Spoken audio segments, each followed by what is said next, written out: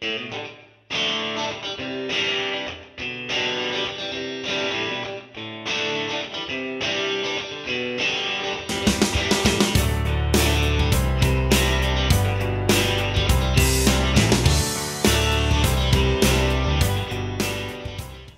et messieurs, bonjour à tous et bienvenue dans cette nouvelle vidéo. Alors aujourd'hui, on se concentre sur la suite de la réparation de la boîte à vitesse de fraiseuse Gambin, Alcera Gambin, 120M.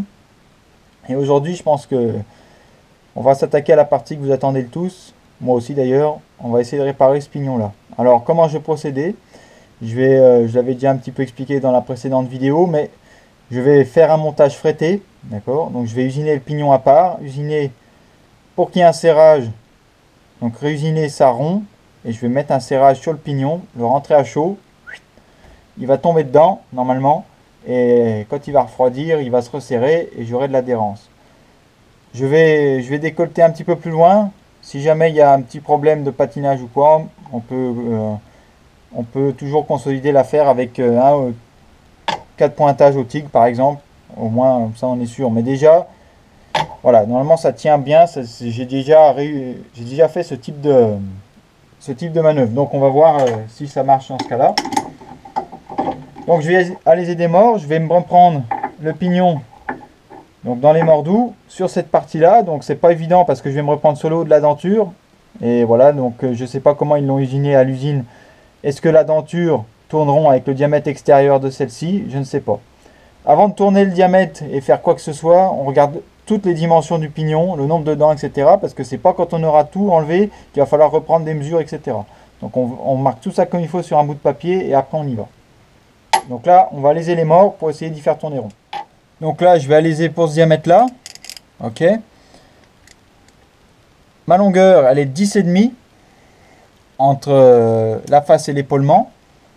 Donc je vais aller à 10,6, 17 pour bien plaquer sur la face et pas, voilà, et pas que je sois de guingois.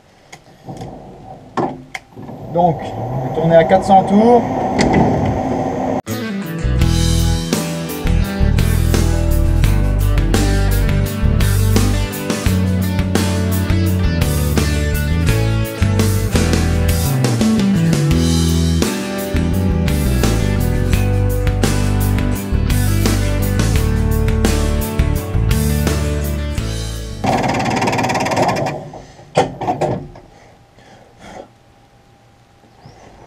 Attention vos yeux quand vous faites ça aussi, c'est pareil, c'est le piège.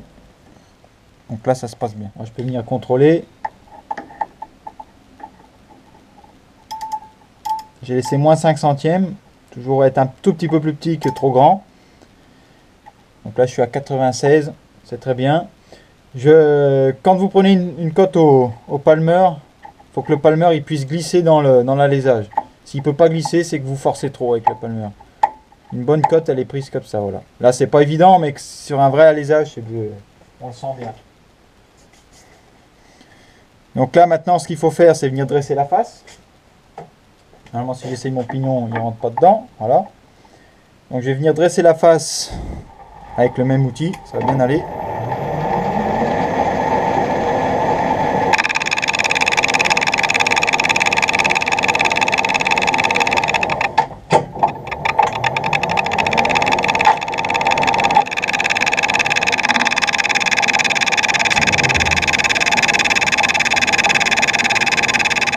Donc là j'enlève l'étoile de serrage et je vais mettre en place mon pignon.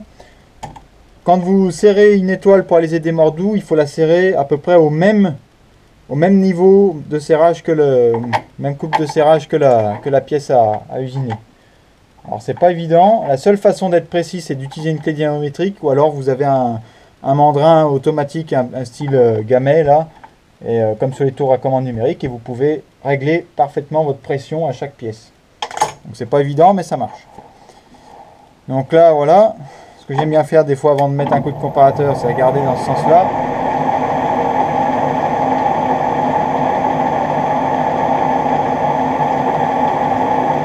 Elle a tourné bien là, elle a un petit peu de saut là. Donc je vais regarder au comparateur. Donc je vais prendre un grain carbure là pour fixer sur les dents et je trouve mon point haut avec un comparateur à levier. Donc là je serai à plus 3 faire dans ce sens-là.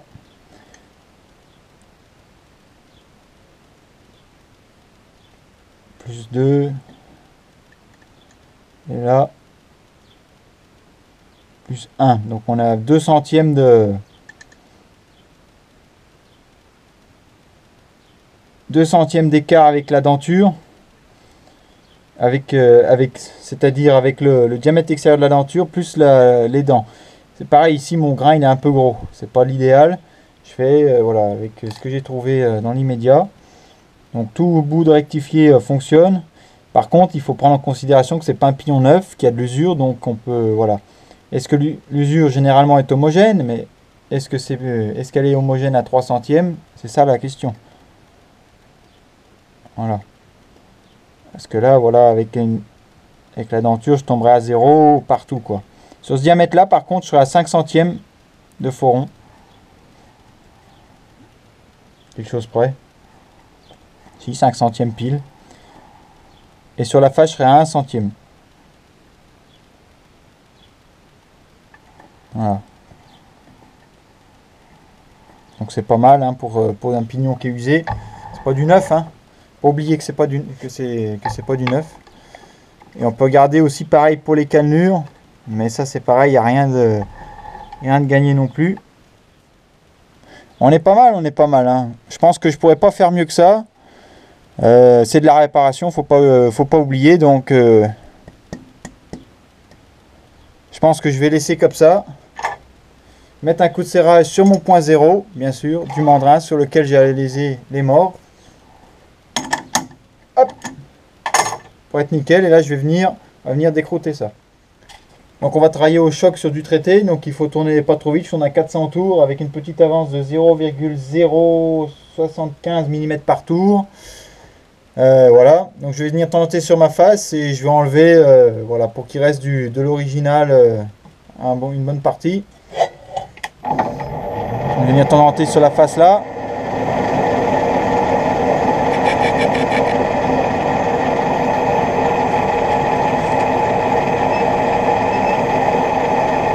Donc on va se mettre un 0 et on va regarder. Sur 10 ça me fait aller là. Je pense que ça va bien aller.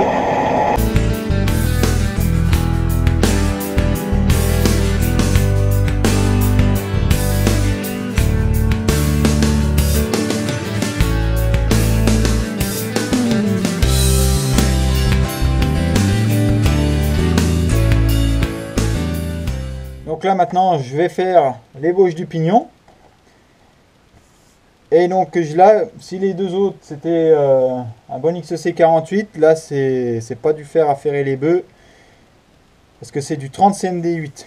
Alors c'est 30 CRNI MO S8. Donc qui est je vous lis sur le catalogue là. Pièce de transmission chargée, arbre, colonne de presse, vérin, pignon de réducteur de vitesse, couronne dentée d'engin de levage, etc. Son niveau de traitement thermique est de 110 kg. Donc autant vous dire que c'est du costaud. Hein. Toute pièce nécessitant de hautes caractéristiques mécaniques. Ses propriétés d'usinabilité permettent d'usiner dans les conditions analogues à celles d'un acier CD4. Voilà. Moi je trouve que ça s'usine quand même durement, mais voilà, c'est ce qui nous marque. Et c'est bien marqué, ne faire aucun traitement thermique dans la masse après usinage afin d'éviter les altérations des propriétés. Donc c'est interdit de faire des trempes sur un pré-traité. Hein. Interdit, c'est interdit. C'est pour ça que on a inventé le pré-traité. C'est pour éviter l'utilisateur de faire des trempes. Donc je vais ébaucher mon diamètre extérieur. Donc à 42, puisque c'est 19 dents pour un module 2, ça fait 42 de diamètre. Et je vais faire l'alésage ensuite, suivant l'alésage, la portée qui est tournée sur le pignon, d'accord, qui est à 31,80 à 30,99, donc je vais tourner ça à 30,95 pour mettre 4 centièmes de serrage. Une précision sur les assemblages traités. Encore pareil, grâce au merveilleux livre.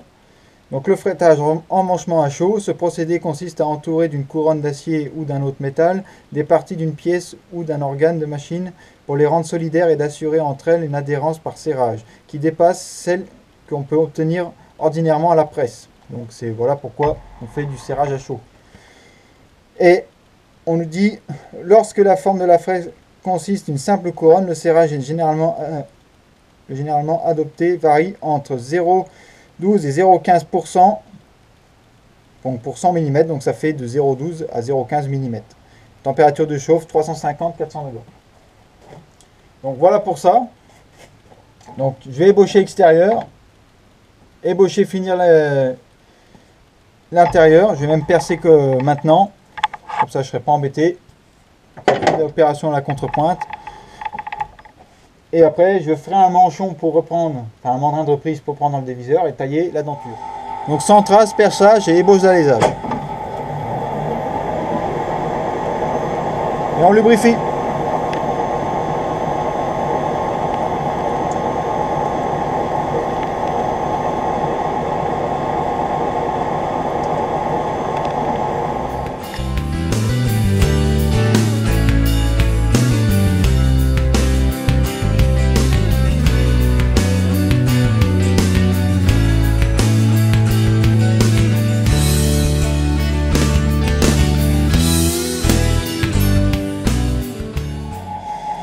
Donc j'ai fait mon ébauche, je m'y suis repris à 2 coups parce que j'avais foiré une cote sur le premier. Et du coup j'ai refait mon ébauche. Heureusement j'étais pas allé bien loin.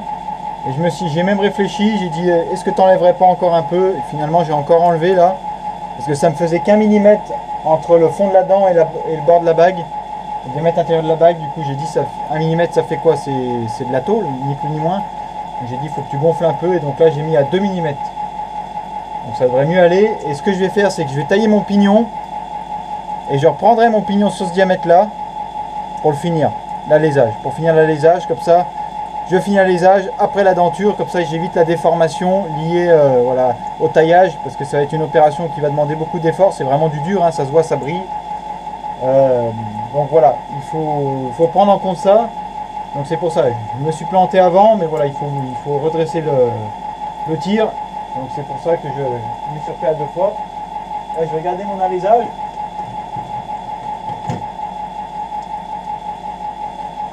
Avec un palmer intérieur, tant qu'à faire, quand on a le bon.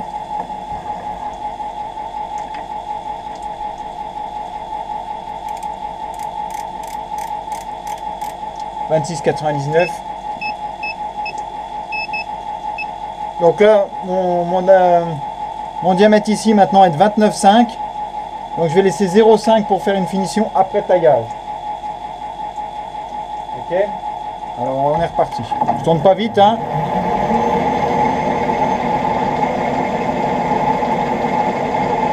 Je reprends encore 1 mm et je continue ainsi.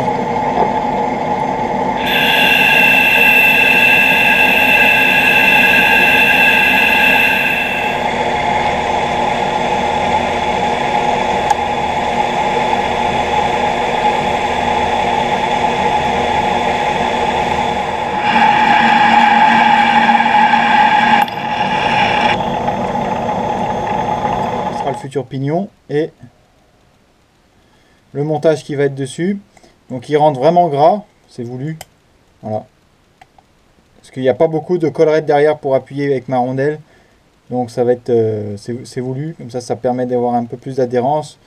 Une bonne rondelle usinée devant, ça va bien le faire, hein, celle que j'en ai quelques-unes là, et on va pouvoir continuer.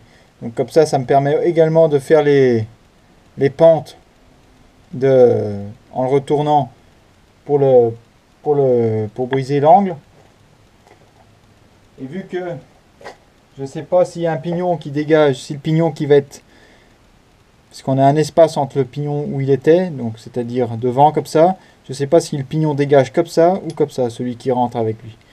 Donc faut que je fasse en considération et prenant en compte comment sont ceux-là, voilà. Pas celui-ci mais celui-là.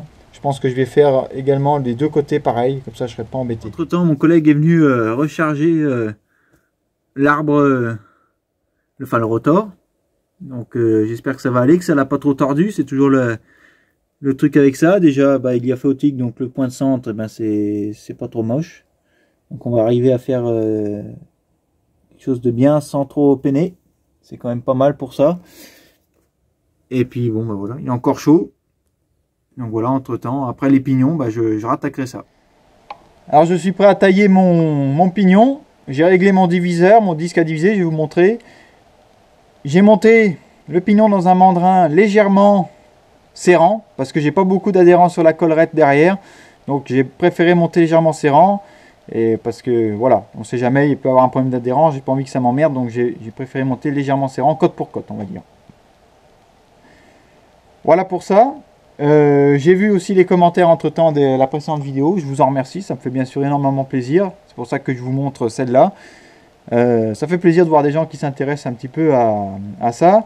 Et j'ai eu deux commentaires qui me sont restés, c'était: est-ce que ton mandrin avait où tu montes ta fraise, est-ce qu'il a du foron? Alors oui, il a 2 centièmes de foron, mais voilà, je pense que le foron sur ce genre d'opération n'a presque aucune incidence. Ta fraise peut bien avoir 1/10 de foron, ça ne va pas gêner en grand chose, puisque vous tangentez avec le plus haut du foron. Donc vous allez à votre fond de denture avec le plus haut du foron pareil. Donc je pense que ça n'a aucune incidence, la fraise pourrait carrément tourner en patate, donc c'est-à-dire qu'il ne soit pas coaxial avec la broche.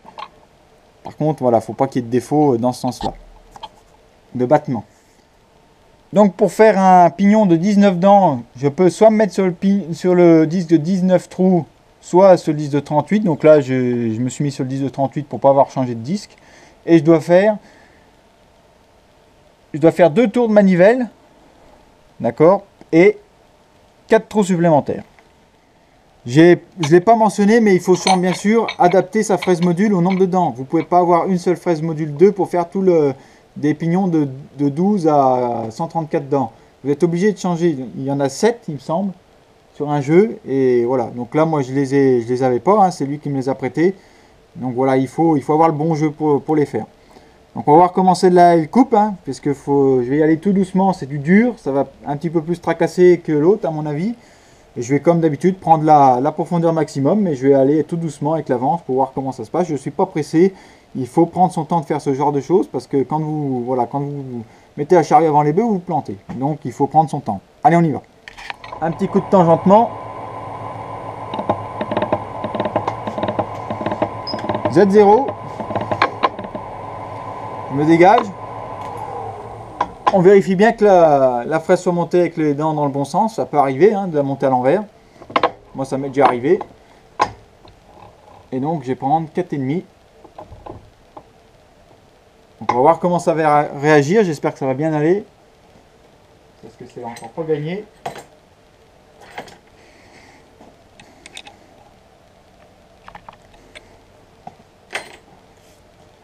Allez, c'est parti. 12 mm minutes d'avance, donc c'est très lent. Mais je préfère prendre mon temps comme j'ai déjà expliqué. Et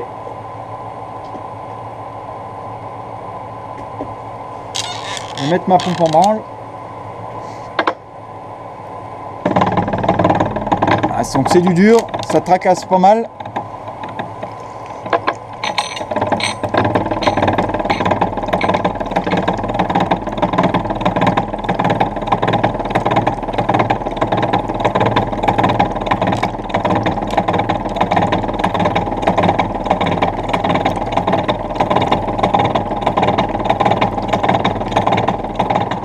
Donc ça tracasse un peu, mais elle a l'air mieux coupée que mon ancienne. Donc, j'ai dit 2 tours. 1, 2, plus 4 trous. Hop. Et on fait le suivant.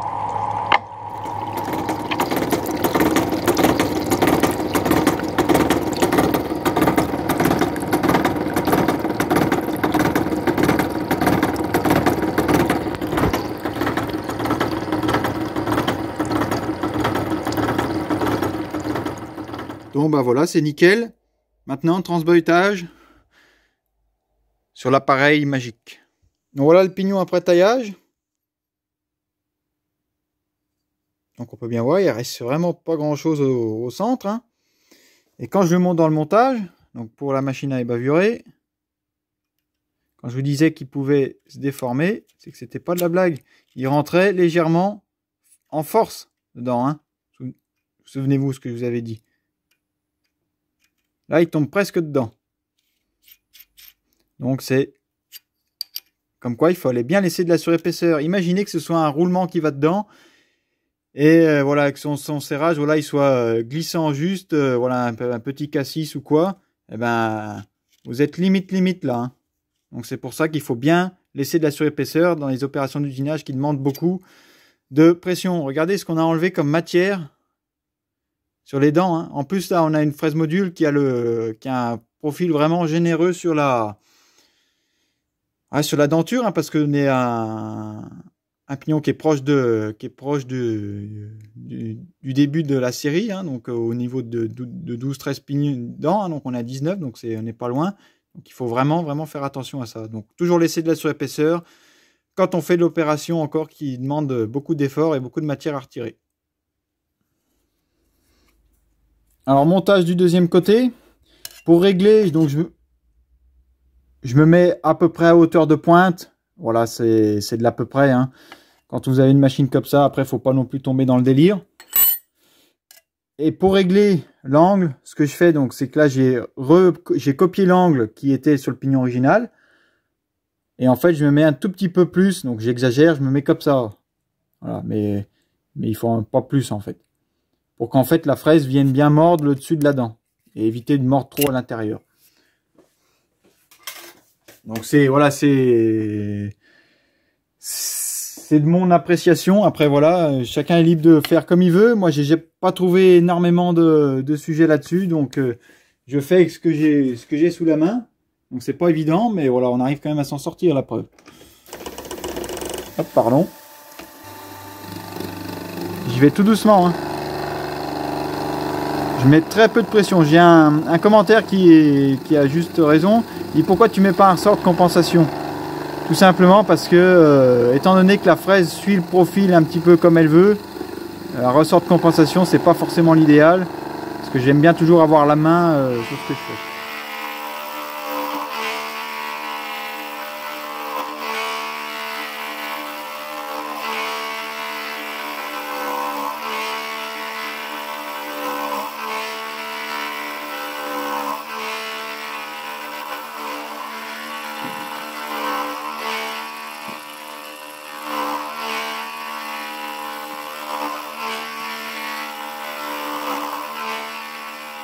Après passage de la brosse métallique, les seules bavures qui restent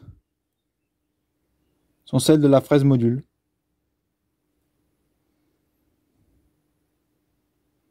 On peut dire que cette petite machine fait bien son travail.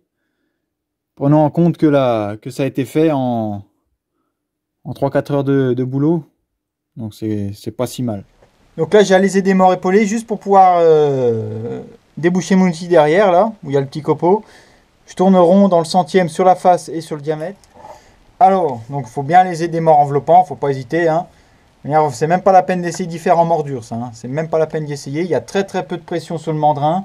Je vois un tout petit peu de déformation quand je passe le comparateur. Hein. Ça fait un mouvement caractéristique.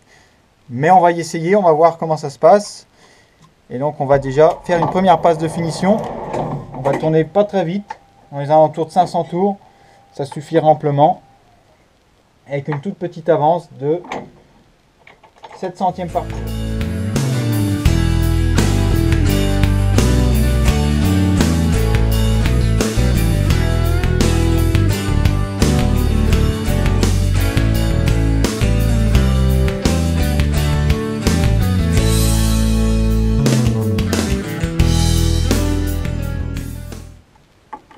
J'ai tangenté.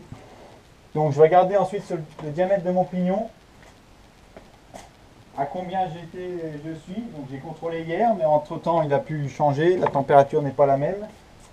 Et donc avec un palmeur, encore une fois, bien étalonné, puisqu'il faut, j'ai deux appareils de mesure différents, donc il faut bien les étalonner.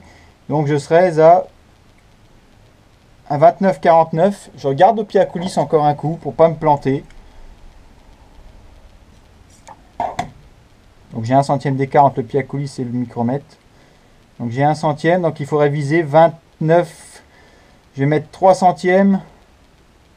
3 bons centièmes de serrage. puisque le diamètre est à peu près de 30, on dit qu'il faut mettre 1 centième par 10 mm, donc je vais mettre 3 centièmes, donc 49, 46, comme aussi.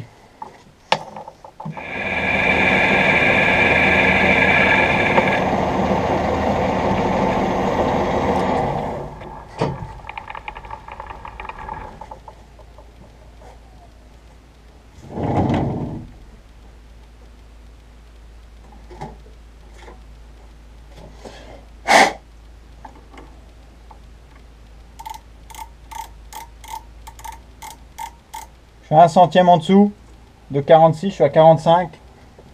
Je peux mettre un petit coup de toile pour finir le diamètre, et c'est pour casser l'angle là, et ça va être bon. Donc j'ai contrôlé les diamètres, il faut faire absolument attention dans quel sens on la monte, hein, pas se retrouver à l'envers. Donc la partie épaulée se monte bien dans ce sens là. On prépare un jet pour pousser au cas où et un marteau. Je vais faire ça à la flamme. On peut faire au décapeur thermique, hein, sur des petites pièces comme ça marche. Donc attention, parce que quand vous allez chauffer, l'inertie qu'il y a là-dedans, elle n'est pas immense, parce que il y a petite paroi, hein. La pièce n'est pas bien grosse. On met un gant épais pour pouvoir la mettre dedans. Normalement elle est censée tomber dedans, mais on ne sait jamais, hein. Faut pas qu'elle gèle dedans. C'est-à-dire à moitié montée, à moitié sortie. Donc voilà, elle est bien emmanchée dedans. J'ai pas filmé parce qu'il faut les deux mains. Un petit coup comme ça. Et on est nickel.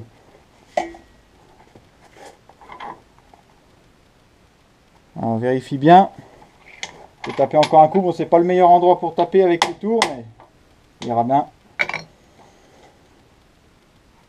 Donc c'est pas évident à faire, hein. Je vous ai pas montré le bon endroit parce que bon, je pensais que la caméra tournait mais elle tournait pas. Bon, c'est pas grave, mais là voilà, il a pris, hein, ça va pas bouger, hein.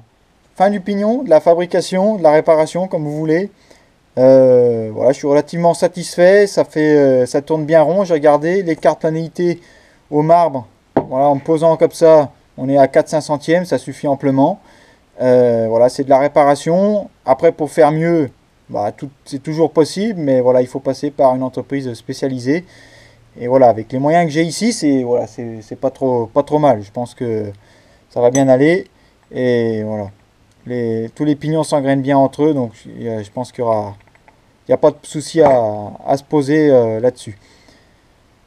Donc j'ai essayé également avec l'arbre cannelé pour voir si des fois ça avait rétréci. Et donc sans fret, eh ben, il se monte exactement pareil, c'est-à-dire il pointe là et il pointe un petit peu moins à l'autre côté.